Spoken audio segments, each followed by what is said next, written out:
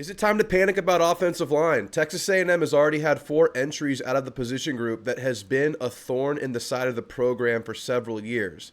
Now, talking about this year, I think a lot of us would acknowledge that there was some progression with the offensive line, especially when you compare it to the previous 3 years. And of course, we're going to want to see that next iteration. We're going to want to see the next step. But I think as long as your O-line was healthy, and as long as you had a nice stable of running backs before you kind of got narrowed down to one or two guys, you felt like you had a pretty strong push in the running game. You felt like you had pretty good protection for Marcel Reed or Connor Wigman. It felt like the offensive line did take a positive step forward this year.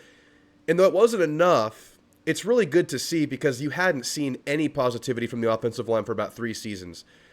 So coming off of a pretty good note for the position group, at least projecting forward, it kind of sucks to lose 4 players, right? And I've seen quite a bit of panic about this group and about what is happening with the O-line. I've seen people suggest that A&M needs to go out and add 4 or 5 players in the offensive line to have a chance because you lost all your depth pieces. You lost a project in Hunter Erb, and things are looking scary now. So here's who you lost so far. TJ Shanahan, Cam Dewberry. Obviously, those were the guys that slid in whenever there were injuries on the interior of the offensive line. And they played a lot this year due to those injuries. We saw players leave for a couple drives. We saw players like Naboo miss the season. We saw players like Fayu miss a couple games. And these were the 2 guys you leaned on. And it wasn't perfect, but it's nice to have guys that you can at least trust to go out there and fill a role. Now, we saw a share of mistakes from both of these guys. But after the experience they gained this year, you would kind of bank on them to maybe represent the future of the room or at least be depth next year. Hunter Erb, obviously long-term project, and Aggie's a guy that probably did need to look elsewhere because it didn't look like he had carved out any sort of role in his 4 or 5 years here. But now you're left wondering, what's next for the offensive line? I mean, if you look at the O-line coming back next year, it actually looks really good.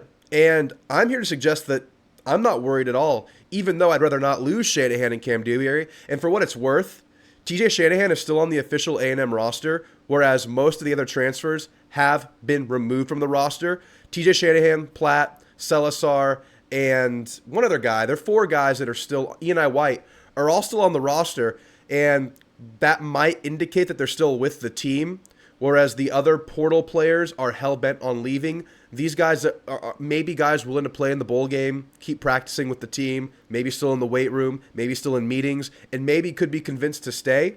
TJ Shanahan is one of those guys. That's a long shot. You never know what's going to happen. That's always a little wishful. But they are still on the official roster. There's a world where all 5 of your offensive line starters from last year return. And if that happens, I'm not particularly worried about losing 2 depth pieces. And yeah, it sucks. Again, you don't want to see it. But this is the transfer portal, man. These are guys that can go start elsewhere. Whereas if you get Zune, Basantis, Fayu, and or Naboo, Reed Adams, and Demetrius Crownover all back, you have your starting 5. And those guys are in the same position next year that they were this year. And for Dewberry, that's his last year of eligibility. He needs to go find a starting spot because he's capable of starting somewhere. Maybe not here. He's probably not beating out Basantis. He wouldn't beat out Reed Adams. He'd be a depth piece again his senior year. That one makes total sense. Now, Shanahan, he did represent some upside in the future of the room. But I'm here to suggest that both your rotation and your upside are still in really, really good shape despite losing those 2 guys.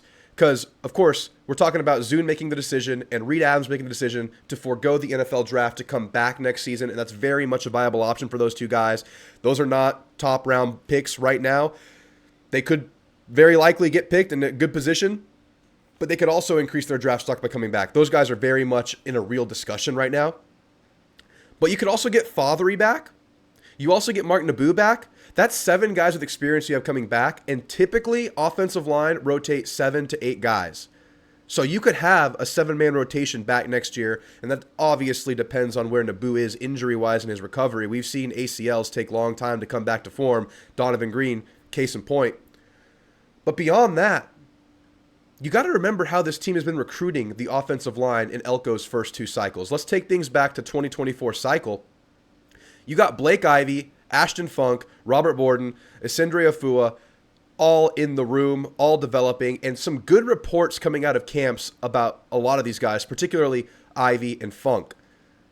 At some point in college football, Players will step up. This year it was Shanahan.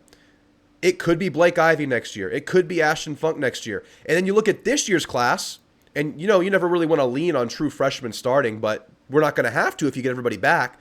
You have Lamont Rogers, the big coup you got from Missouri, the big flip you got. You got your 5-star tackle of the future, Jonte Newman, Marcus Garcia, Tyler Thomas, Nelson McGuire, Joshua Moses.